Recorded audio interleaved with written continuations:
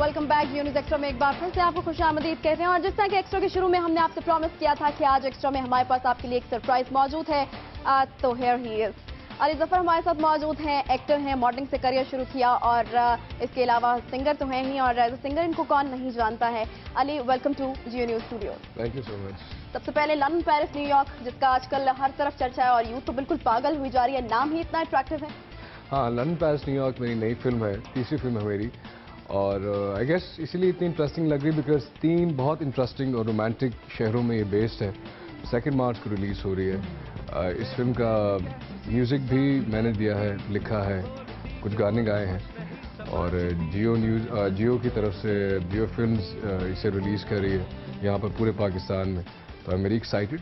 तो कैसा एक्सपीरियंस था अली इंडिया में काम करने का, क्योंकि पाकिस्तानी जब एक्टर्स वहाँ पे जाते हैं तो कुछ एक फेयर मौजूद होता है कि कुछ अच्छा बिहेवियर नहीं होता, या इस तरह की कुछ ऐसी चीज़ आपको देखने में मिली वहाँ? नहीं, मुझे ऐसी कोई चीज़ देखने को नहीं मिली। My experience was very smooth, बड़ा अच्छा था। लोग बहुत रिस्पेक्ट से मुझे उन्होंने रखा, मेहमान की तरह, फैमिली की तरह। और बल्कि ये जो फिल्म है ये तो हमने लंदन, फिर पेरिस और फिर न्यूयॉर्क में शूट की, इन तीनों जगहों पे, तो बड़ा अच्छा वर्किंग रिलेशनशिप रहा। अच्छा, तो डिफरेंस क्या फील किया आपने? पाकिस्तान में भी यकीनन काम किया, बहुत सी म्यूजिक वीडियोस आप करते रहे, तो डिफरेंस क्या था इंडिया में काम करने में और पाकिस्तान में काम करने में? यहाँ पे जो मैंने जिन लोगों के साथ काम किया, जैसे एहसन रहीम हैं और जो डायरेक्टर्स हैं, वो बहुत प्रोफेशनली काम करते हैं, बहुत टैलेंटेड है। अभी जब भी पाकिस्तान की बात होती है तो जितना टैलेंट यहाँ पे है, दैट्स अमेजिंग। सिर्फ ये है कि उन लोगों की जो इंडस्ट्री है वो चूँकि डेवलप्ड इंडस्ट्री है, it's a proper industry in itself. यहाँ पर अभी वो इंडस्ट्री और इंफ्रास्ट्रक्चर डेवलप नहीं हुआ, जो कि इंशाल्लाह टाइम के साथ साथ अगर हम पॉलिसीज़ अपनी बनाएं और मेहनत करें और उस पर सोचें कि कैसे करना है, क्या करना है, कि नेक्स्ट 10-15 साल में क्या होगा, और कैसे एक फिल्म इंडस्ट्री जो होती है एक मुल्क की, वो एक तो ना सिर्फ उससे बैनुल-अक़वामी सतह पर उस मुल्क का इमेज कैरी करती है, बल्कि एक ना सिर्फ एंटरटेनमेंट देती है लोगों को, बल्कि उससे डिफरेंट जो एंटरटेनमेंट की इंडस्ट्रीज होती हैं, जैसे फैशन, जैसे म्यूज़िक, ये सब को रिलेटेड होती हैं।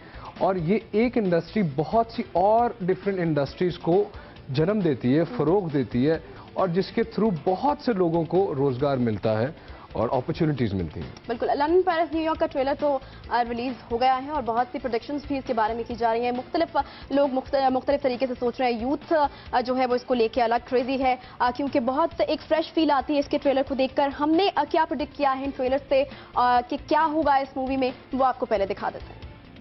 उसके बाद जैसा तू कहेगा वैसे कर लेंगे। इतनी सजा देंगे पैर नहीं चला सकेगा। अली जफर की पहली बॉलीवुड मूवी तेरे बिन लादेन देखकर तो उनके परस्तार हंस हंस कर लोटपोट हो गए।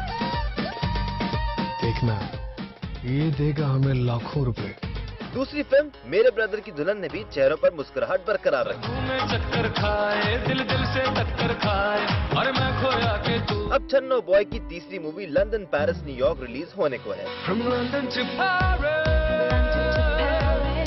जिसमें हंसी मजाक तो होगा ही। मैं सही कहता था, मोटे चश्मों में बहुत हॉट लगती है। साथ में जिंदगी कुछ उतार चढ़ाव भी होंगे। लंदन वाला अली जफर पेरिस वाले अली जफर से मुख्तलिफ होगा, और न्यूयॉर्क में तो परस्तारों को बिल्कुल नया अली जफर नजर आएगा।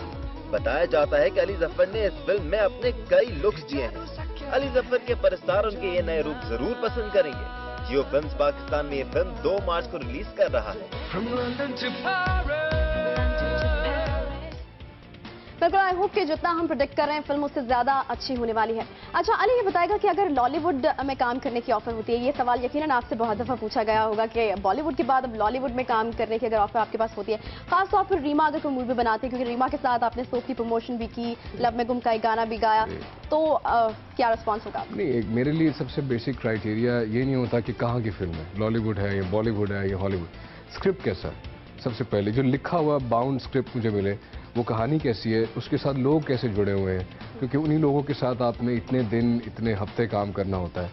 और जो प्रोडक्शन है, प्रोड्यूसर्स कैसे हैं, ये सब पूरी जो टीम है, वो सब चीज़ें आती हैं। तो डेफिनेटली अगर यहाँ से कोई अच्छी स्टोरी या स्क्रिप्ट आएगा तो मैं ज़रूर करूँगा। अच्छा, वापस आते हैं लंदन, पेरिस, न्यूयॉर्क की तरफ। तो ये बताएगा कि निखिल चोपड़ा कैसा कैरेक्टर है? निखिल चोपड़ा जो है ये शुरू में थोड़ा सा पॉम्पस है, थोड़ा इसमें ओवर कॉन्फिडेंट है, क्योंकि ये इसका जो बाप है वो एक बॉलीवुड का प्रोड्यूसर था। तो निखिल चोपड़ा जा रहा है बाहर फिल्म पढ़ने के लिए, फिल्म स्कूल में डायरेक्टर बनने के लिए। तो वहीं पर इसे लंदन एयरपोर्ट में ये लड़की मिलती है, ललिता। तो जब ये मिलते हैं, इनका थोड़ा सा कनेक्शन बनता है, फिर ये एक पूरा दिन लंदन में गुजारते हैं और फिर जुदा हो जाते हैं। उसके बाद ये 2 साल बाद मिलते हैं पेरिस में। पेरिस में कैसे मिलते हैं, फिर एक पूरा दिन गुजारते हैं, क्या होता है, ये एक बड़ी इंटरेस्टिंग स्टोरी है। फिर पेरिस में उनका वो खत्म होता है, वो बिछड़ते हैं और फिर 6 साल बाद जाके न्यूयॉर्क में मिलते हैं। तो 3 मुख्तलिफ शहरों में 3-3 दिन गुजारते हैं ये 2 characters over a period of 8 years, 8 साल के अरसे में। तो इनका रिलेशनशिप क्या होता है, क्या बातें होती हैं, क्या जिस तरह से ये तीनों शहरों को डिस्कवर करते हैं। तो आई थिंक जो लोग इन तीनों शहरों के बारे में जानते हैं थोड़ा बहुत या नहीं गए हुए, तो इस फिल्म के थ्रू उन तीनों शहरों की जो सकाफत है, जो जगह हैं जहाँ जाना चाहिए, वो फिल्म के साथ साथ वो घूमने को भी मिलेंगे इन्हें। अच्छा, ये बताएगा कि निखिल की केमिस्ट्री फिल्म में कैसी है अदिति के साथ? निखिल की केमिस्ट्री जो है ना, ये बड़ी जिस तरह कपल्स की होती है ना, कभी झगड़ा भी होता है थोड़ा सा, कभी प्यार की बात भी होती है, सारे फ्लेवर्स मिलेंगे। हाँ, कभी नाराजगी भी होती है, तकरीबन सारे flavours I think, because her relationship के फ्लेवर जो हैं, जो ताल्लुकात हैं, जो ताल्लुक होता है लोगों में, वो हर किसी का मुख्तलिफ रहता है। आपका किसी के साथ कुछ और होगा, मेरा कैसे, 2 लोगों का कुछ और होगा। इसी तरह इनके जो हैं ये ऊंच नीच आती रहती है। और ये एक दूसरे को डिस्कवर करते हैं, अपने आप को डिस्कवर करते हैं एक दूसरे के थ्रू, और फिर इन 3 शहरों को डिस्कवर करते हैं एक दूसरे के थ्रू। अच्छा अली, आपकी जो पहली मूवी थी मौजू बहुत हटके था, तेरे मिलना भी। दूसरी मूवी में स्टारकास्ट ठीक है और बैनर भी बहुत बड़ा था, लेकिन ये जो तीसरी मूवी है बहुत सारी चीजें नई हैं, आप नए हैं, अदिति नई हैं और Anu Menon director as a writer as a director debut कर रहे हैं। तो ये बताइएगा कि एक वो फेयर फैक्टर कितना है?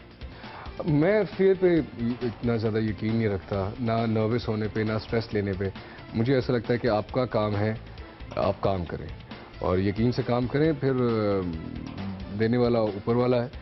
हाँ, नए लोग होने की वजह से तो एक फ़ायदा भी होता है, बल्कि मैं फ़ायदा ही देखता हूँ, क्योंकि मैं एक ऑप्टिमिस्ट हूँ, मैं हर चीज़ में फ़ायदा देखता हूँ। वो एक नई सोच आती है, एक नया पैशन आता है, हर किसी का नया नया होता है, तो हर कोई उसमें अपना बहुत ज़्यादा पैशन से बेस्ट करना चाहता है, बिकॉज पहली दफ़ा होता है ना।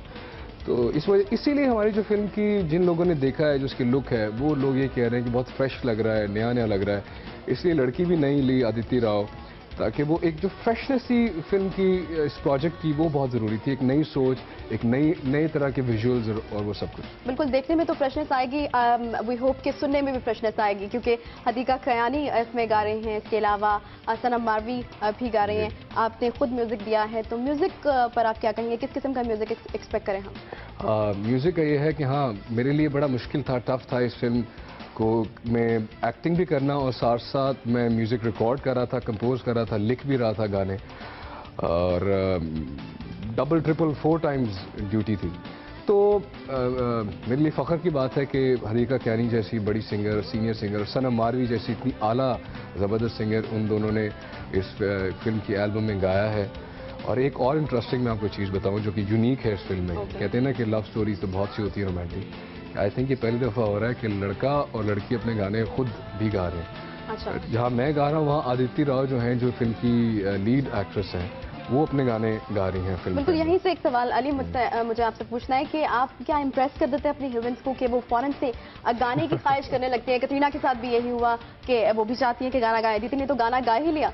मुझे ऐसा लगता है कि हर किसी को अपने आप का जो एक कहते हैं ना इजहार करना, वो म्यूज़िक के थ्रू, मौसीकी के थ्रू बड़ा ज़रूरी होता है और अच्छा होता है अगर आप कर सकते हैं। कोई ना कोई इंस्ट्रूमेंट, दुनिया में भी ये एक साइकोलॉजिकल ये रिसर्च है कि जो बच्चों को बचपन में आप म्यूज़िक से जिनका लगाव होता है, इंस्ट्रूमेंट से, उनकी जो उनका जो बिहेवियर है, एप्टीट्यूड है, वो बड़ा ह्यूमेन होता है, उनमें काइंडनेस आती है।